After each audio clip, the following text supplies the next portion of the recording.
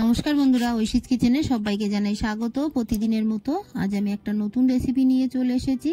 আজ আমি দেখাবো ভেন্ডি আলু বাটা মাছ দিয়ে ঝোল।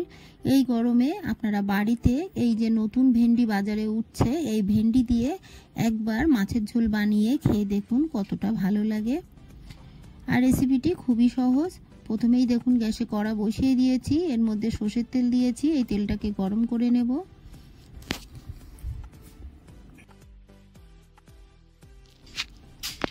তেলটা গরম হয়ে গেছে, এর মধ্যে আগে থেকে লবণ হলুদ মাখিয়ে রাখা বাটা মাছ দিয়ে দেবো। আমি বাটা মাছ দিয়ে করছি, আপনারা যে কোনো জ্যান্ত মাছ দিয়ে একইভাবে রান্নাটা করবেন, এটা খেতে ভালো লাগবে।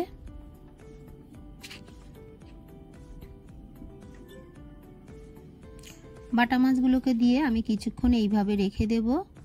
তারপর এই মাছগুলোকে আমি উল্টে পাল্টে সুন্দর করে ভেজে নেব।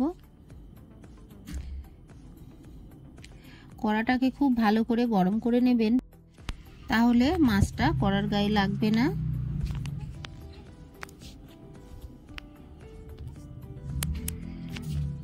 এইভাবে আমি উল্টে পাল্টে মাছগুলোকে সুন্দর করে ভেজে নেব।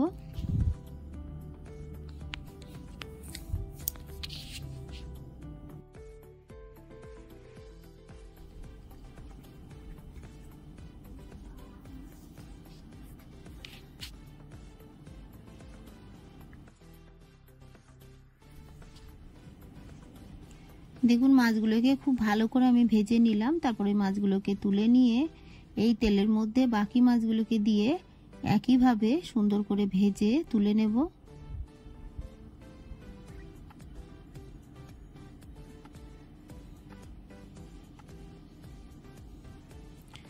এই মাছগুলোকেও আমি খুব ভালো করে ভেজে তুলে নেব। এই তেলের মধ্যে দিয়ে দেব কেটে রাখা ভেন্ডি। ভেন্ডিগুলোকে আমি ছোটগুলো গোটা দিয়েছি, আর যেগুলো বড় মাঝখান দিয়ে একটা ফাল করে দিয়েছি। আপনারা আপনাদের পছন্দ মতো কাটবেন। ভেন্ডিগুলোকে দিয়ে একটু নেড়ে নিলাম। তারপর এর মধ্যে দিয়ে দেব অল্প লবণ আর দিয়ে দেব অল্প হলুদ গুঁড়ো। দিয়ে ভালো করে নেড়ে ভেন্ডিটাকে আমি বেশ কিছুক্ষণ নাড়বো, নেড়ে ভেজে নেব। তবে খুব কড়া করে ভাজবো না, মোটামুটি ভাজা হয়ে গেলে তুলে নেব। ভেন্ডিগুলো ভাজা হয়ে গেছে, আমি ভেন্ডিগুলোকে সব তুলে নেব।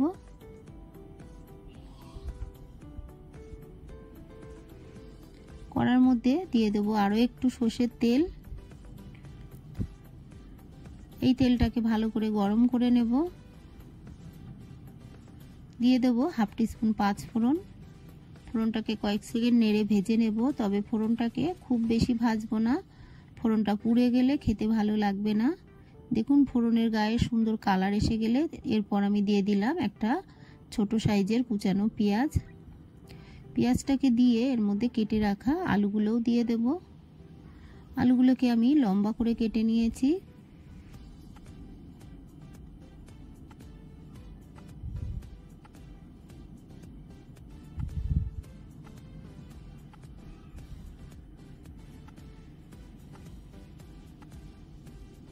দিয়ে দিলাম লবণ। এরপর দিয়ে দেবো এর মধ্যে হলুদ গুঁড়ো।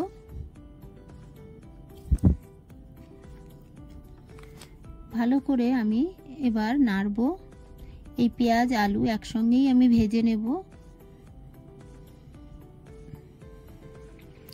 বেশ কিছুক্ষণ এইভাবে নাড়লে পেঁয়াজটাও ভাজা ভাজা হয়ে যাবে আর আলুটাও ভাজা হয়ে যাবে।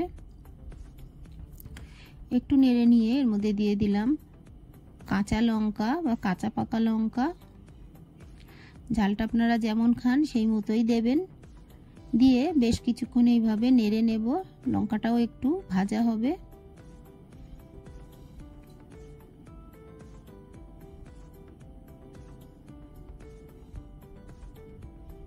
এরপর এর মধ্যে দিয়ে দিলাম ধনে গুঁড়ো। খুবই অল্প ধনে গুঁড়ো দিয়ে দিলাম, আর অল্প দিয়ে দেব এর মধ্যে জিরে গুঁড়ো। এই রান্নাটা খুব বেশি মশলা দেব না, ওই অল্প মশলাই দেখবেন দারুণ লাগবে।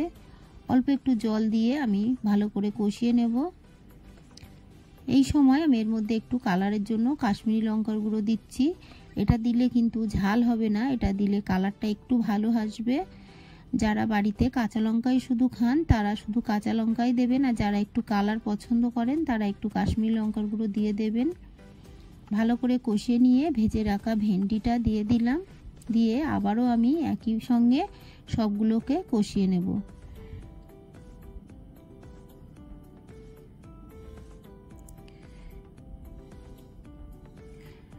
বেশ কিছুক্ষণ এইভাবে আমি আবারও একটু নেড়ে নেব। ভেন্ডিটা আগে থেকে ভেজে নিয়েছি কিছুটা, তাই খুব বেশিক্ষণ ভাজার দরকার নেই। দিয়ে দেব পরিমাণ মতো জল, আপনারা যতটা গ্রেভি রাখতে চান সেই মতোই জলটা দেবেন।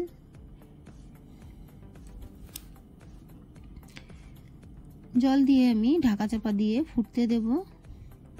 5 মিনিট মতো আমি ফুটিয়ে নিয়েছি।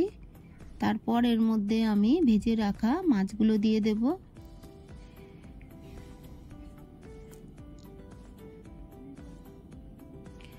ভেন্ডি তো আমরা ভাজা খাই, চচ্চড়ি খাই, ভেন্ডি পোস্ত খাই। একবার এইভাবে মাছের ঝোল বানিয়ে খেয়ে দেখবেন বাড়িতে, সত্যি এটা দারুণ লাগে খেতে। ঢাকাটা তুলে মাঝে মাঝে আমি একটু নেড়ে নিচ্ছি, তারপর আবারও ঢাকাটা দিয়ে দিচ্ছি।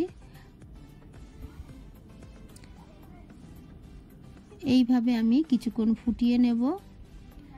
আলুটা দেখুন সিদ্ধ হয়ে গেছে। একটু চেখে দেখে নেব লবণ ঠিক আছে কিনা, অল্প একটু লবণ লাগবে, তাই আরও একটু লবণ দিলাম, দিয়ে আমি আরও কিছুক্ষণ এইভাবে ফুটিয়ে নেব। দেখুন আলুটা সিদ্ধ হয়ে গেছে। ঢাকা চাপা দিয়ে দিয়ে রান্নাটা করে নিলাম। গ্যাসের ফ্লেমটাকে আমি অফ করে দিলাম। দেখুন কতটা সুন্দর হয়েছে, আর এটা খেতেও কিন্তু দারুণ লাগবে। আমার এই সহজ রেসিপিটি আপনাদের ভালো লাগলে প্লিজ আমার চ্যানেলটিকে সাবস্ক্রাইব করে পাশে থাকা বেল আইকনটি ক্লিক করে দেবেন, তাহলে আমি যখন কোনো নতুন ভিডিও ছাড়বো আপনাদের কাছে পৌঁছে যাবে। রেসিপিটি ভালো লাগলে একটা লাইক করতে ভুলবেন না। রেসিপিটি কেমন লাগলো আমাকে কমেন্ট করে জানাবেন। ভালো থাকবেন, সুস্থ থাকবেন।